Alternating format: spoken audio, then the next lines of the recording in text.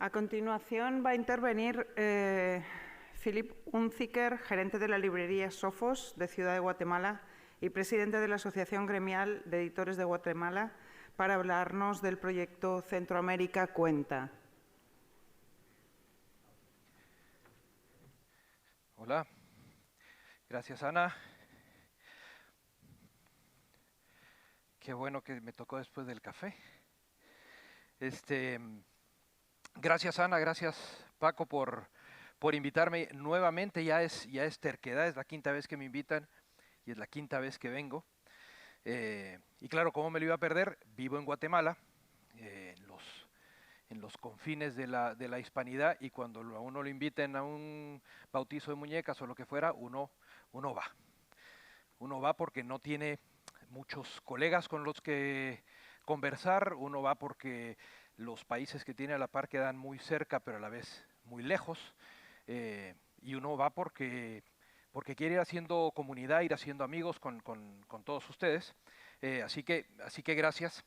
Y no solo voy a otra mirada cuando me invitan, vengo a Liber, los he visto ustedes por ahí, y voy a Centroamérica Cuenta. Voy a Centroamérica Cuenta, y de eso es que les quiero hablar hoy. Pero antes de eso, eh, contarles que allá por 1938, Saint-Exupéry iba volando cerca de Guatemala, no recuerdo si venía o iba, pero el asunto es que sufrió un accidente en el avión y pasó convaleciendo en Antigua Guatemala durante un tiempo. Algunos de ustedes estuvieron en Antigua Guatemala en el Otra Mirada de 2017 y recuerdan uno de los volcanes de los alrededores de Antigua Guatemala. Y bueno, se supone que ese volcán es el que luego se reprodujo en el asteroide del Principito. Antigua Guatemala es también una zona de rosas. Hay quien dice que la rosa del Principito está inspirada en alguna rosa de Antigua Guatemala, pero ese es un tema de cierta contención, porque Consuelo Suncín, la esposa de Antoine de Saint-Exupéry, decía que la rosa era, por supuesto, ella, Consuelo Suncín, una salvadoreña, que fue la esposa de Saint-Exupéry, pero Saint-Exupéry no fue su primer esposo. Estaba un día en París cuando el guardián del cementerio Père Lachaise le fue a informar que Miguel Ángel Asturias, entonces embajador de Guatemala en Francia, estaba levantando la lápida debajo de la cual yacía Gómez Carrillo para llevárselo de regreso a Guatemala. Y ese guardián fue el que impidió que Gómez Carrillo saliera del Père Lachaise para ir de vuelta a Guatemala.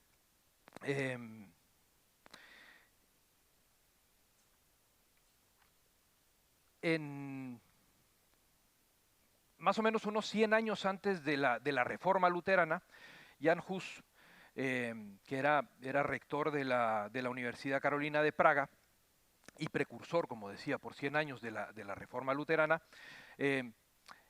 estableció una iglesia que luego se dio en llamar la Iglesia Morava o los husitas, algunos de los cuales se fueron a instalar a Belén o a Bethlehem en Pensilvania, como pude corroborar cuando se lo pregunté a Edurne Portela, que estuvo ahí estudiando un tiempo. Y algunos de esos moravos de Pensilvania migraron después como misioneros a la costa de Mosquitia, en Nicaragua, en donde consiguieron que la religión predominante entre los afrodescendientes e indígenas de la zona de Mosquitia fuera la religión morava. Religión que le dio una identidad al grupo, que siempre se sintió muy alejado del Estado, y que, digamos, a raíz de esa identidad un poquito marginal, opuso resistencia tanto a Somoza como a los sandinistas después, y que siguen en franca resistencia. En 2009, un abogado guatemalteco de apellido Rosenberg, Rodrigo Rosenberg, muere asesinado mientras salía a pasear en bicicleta. un video liberado el día de su sepelio. Lo muestra a él acusando al presidente de la República de aquel entonces de haberlo asesinado. Decía, si ustedes están viendo este video es porque el presidente me ha asesinado. La recién estrenada CICIG, la Comisión Internacional contra la Impunidad en Guatemala, una institución sui generis que se creó en Guatemala en conjunto con las Naciones Unidas para investigar casos de corrupción, no tardó demasiado tiempo en develar que Rodrigo Rosenberg había contratado a unos sicarios para que le diesen muerte a él por un tema amoroso, y él aprovechó la coyuntura para culpar al presidente del caso. Todas estas son historias que claramente son inverosímiles, que ustedes no me creerían si no les estuviera yo diciendo que no vienen de una novela, sino de la historia de nuestra región. Y quizás sea esa una de las razones por las que la literatura centroamericana se conoce poco fuera de Guatemala. Uno se pone a escribir acerca de la realidad y no pasa como novela porque no cumple los preceptos de verosimilitud que necesitan tener las novelas para pasar ante el público, ¿no? Pero son historias que cuentan, son historias que luego, bien contadas, como sucedió con Sergio Ramírez y Oliverio Castañeda, un guatemalteco que emigró a Nicaragua, se casó ahí, envenenó a su mujer, la enterró, la lloró, y luego se dedicó a conquistar el resto de mujeres de León en Nicaragua. Pues es el protagonista principal de Castigo Divino, y a pesar de que es un personaje bastante inverosímil, Sergio logra darle una cierta credibilidad que hace pasar bien esa novela de Castigo Divino. Pero a partir de esas historias es que Centroamérica Cuenta nace, a partir de este reconocimiento que tenemos de que tenemos historias interesantes que contar hacia afuera de Centroamérica y hacia adentro de Centroamérica. Y es así como llegamos este año a, por ejemplo, Wilson. Wilson vive en Santa Fe, que es un barrio marginal, vamos a decirlo así, un barrio rojo en Ciudad de Guatemala, apenas a 2 kilómetros de La Cañada, la zona más pudiente de la ciudad. Wilson tiene varias adicciones, algunas a sustancias, y cuando puede, cuando las adicciones lo dejan, trabaja en un camión de basura que desde Santa Fe atiende La Cañada. Wilson recupera y colecciona los libros que los ricos desechan en la basura, y es también adicto a estos libros. Tiene estos libros como una de sus obsesiones, y tiene una memoria prodigiosa que lo hace recitar pasajes completos de, por ejemplo, Nietzsche. Si conseguimos que Wilson la semana próxima esté sobrio, acompañará al escritor Rodrigo Fuentes en una expedición en ese camión de basura de Santa Fe a La Cañada, que esperamos que luego Rodrigo nos relate su experiencia. Ese es uno de los eventos que sucederán en Centroamérica Cuenta la semana próxima en Ciudad de Guatemala. Pero vamos un poquito de regreso en la historia al nacimiento de Centroamérica Cuenta, que es presidido por Sergio Ramírez, que lo inventó. Sergio Ramírez, yo recuerdo muy bien cuando en 2017 Sergio Ramírez recibió el premio Cervantes, y ante la primera pregunta de un medio de comunicación, en vez de contestar a la pregunta, contestó más bien hablando de una novela de José Adiac Montoya, un joven escritor nicaragüense, y me parece que es un gesto que ha caracterizado a Sergio toda la vida, esa generosidad de hacerse a un lado para dejar pasar a la generación que viene, y ese es el espíritu con el que Sergio funda Centroamérica Cuenta en 2013. Centroamérica Cuenta tiene ediciones en Managua del 2013 al 2018, ediciones anuales, al principio con una veintena de escritores, hacia el final en 2018 con alrededor de 100 escritores de toda América Latina, de España, de Francia, de Italia, de Estados Unidos, de Alemania, que visitan Managua, en aquellos casos, para hablar de literatura. para hablar de todas aquellas cosas que nos gusta oír hablar a los escritores. En 2019, después de que la edición de 2018 fuera la última que se puede hacer en Nicaragua y ya con alguna dificultad, un ilustrador francés no pudo entrar a Nicaragua en ese 2018 y luego se desató la crisis sociopolítica en Nicaragua. En 2019 el festival tiene que salir al exilio a Costa Rica en coincidencia con la Feria Internacional del Libro en Costa Rica. En esa ocasión yo presidía la Feria Internacional del Libro de Guatemala y decidimos invitar al festival a que fuese invitado de honor en la Filgua en Guatemala al año siguiente, en 2020. Y por supuesto en 2020 el Festival Centroamérica Cuenta no tuvo lugar en Guatemala, no tuvo lugar en Guatemala tampoco en 2021, aplazamos la invitación de invitado de honor para el 2021, en el 2021 fue el invitado de honor de la Filgua, pero la Filgua fue virtual nuevamente por segunda vez, y 2022 será el año, espero yo, estoy buscando madera, en que se realice el Festival Centroamérica Cuenta finalmente en Guatemala del 26 al 29 de mayo, es decir, la próxima semana.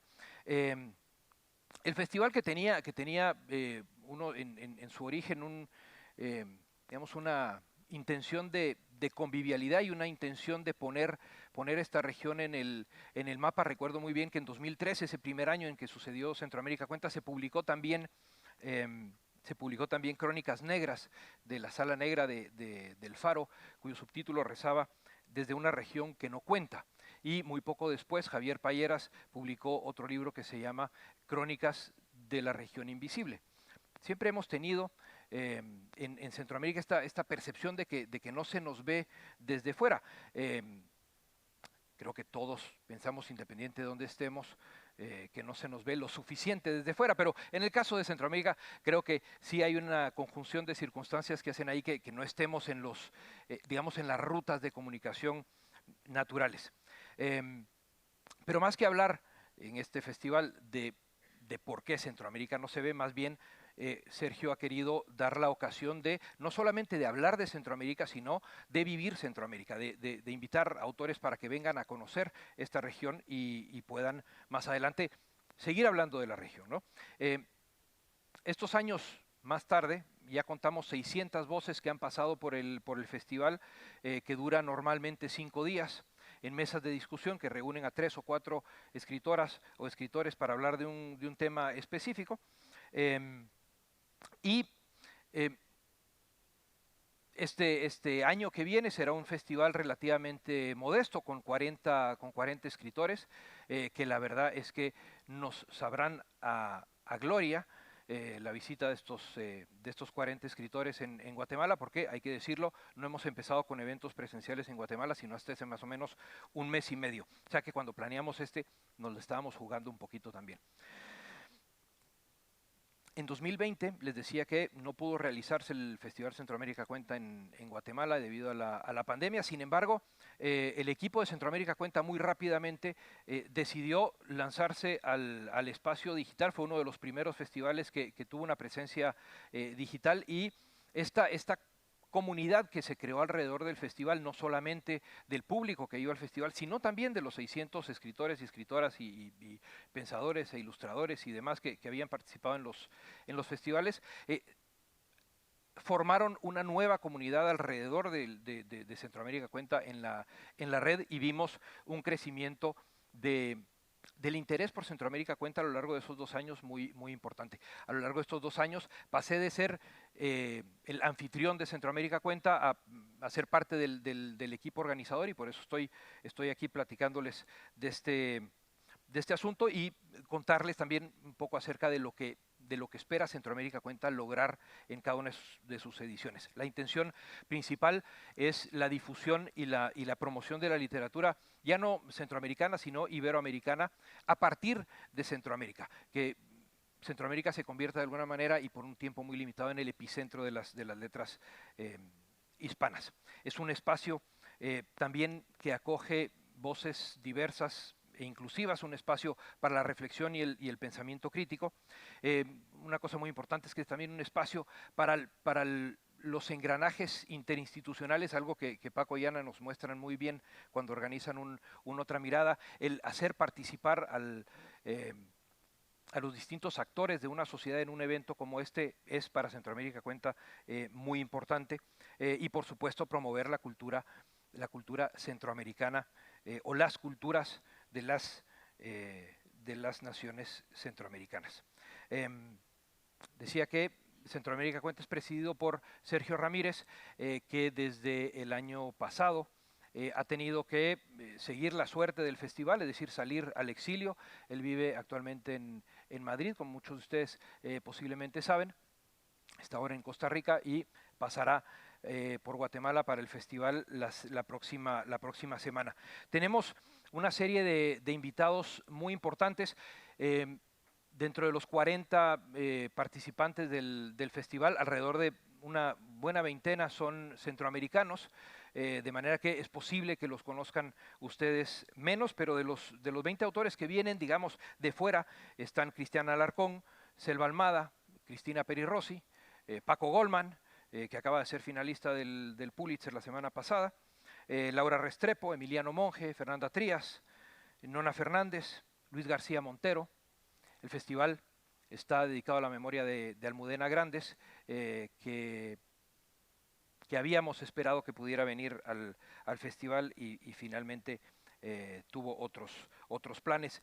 El festival este año tiene un par de mesas que no había tenido en el pasado y que creemos que son importantes de tener este año y a partir de este año, una mesa sobre libertad de expresión, en particular la que debe tener el periodismo, porque la persecución de la que están siendo objeto los periodistas en nuestra región es cada vez más grande.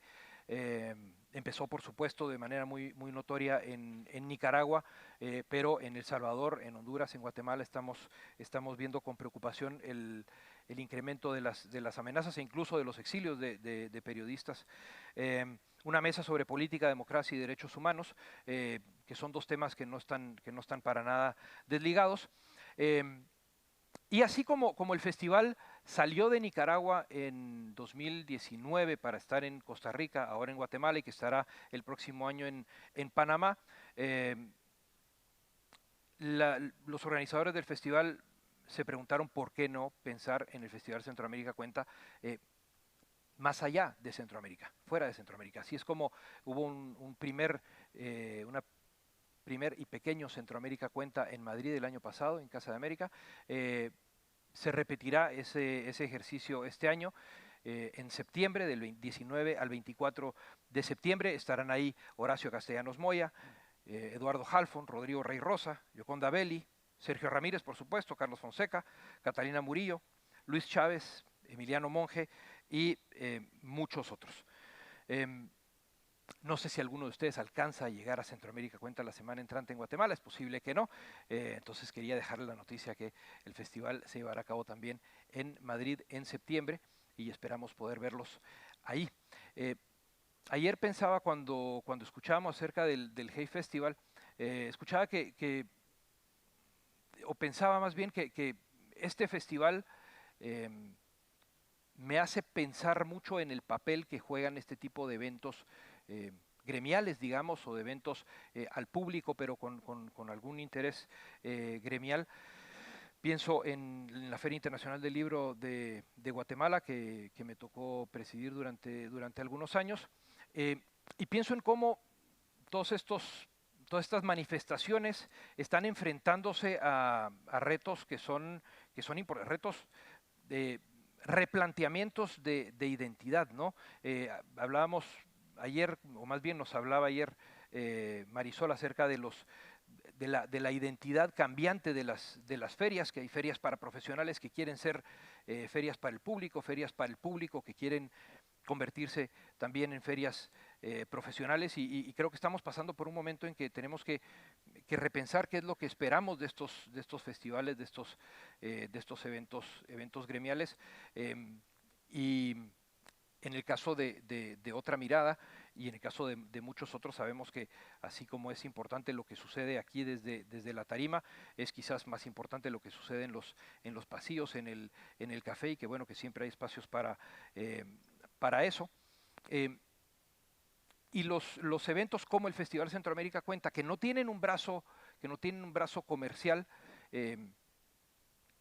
dependen, hablaba Marifé, perdón, te dije Marisol, Marifé, de tres pilares, ¿no? El pilar cultural, el económico, el político, y como que todos estos eventos se apoyan mucho en dos de esos y uno queda un poco flaco. El festival quizás se apoya mucho sobre el pilar cultural, el pilar político también, el comercial menos, y no digo esto porque tenga respuestas, sino para comentar que desde los festivales también nos planteamos estas dificultades, porque el caminar con dos patas siempre las supone.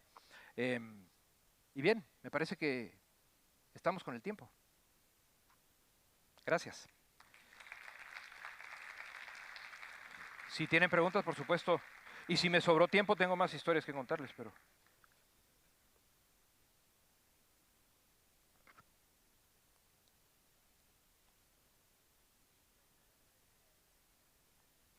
¿Perdona? Madrid en septiembre va a tener un formato muy parecido a todos los Centroamérica Cuentas, una serie de mesas en los que, digamos, no tenemos conferencias, no tenemos presentaciones de libros, digamos, no ponemos a una sola persona normalmente en un escenario, sino más bien de lo que se trata es de conversar a dos y tres voces. Y es importante esto porque la idea original detrás de esta, digamos, de esta formación es que escritores centroamericanos que tienen una exposición bastante menor a la que podrían tener sus contrapartes en otras latitudes puedan en algún momento tener, digamos, el mismo tiempo de aire que otros escritores, ¿no? De ahí parte un poco esta idea de una conversación a 3 o a 4. Y así funcionará en Casa de América en Madrid en septiembre. Todavía no sé cuántos serán, pero ya los que ya sé que son los que les comenté. ¿Listo? Gracias.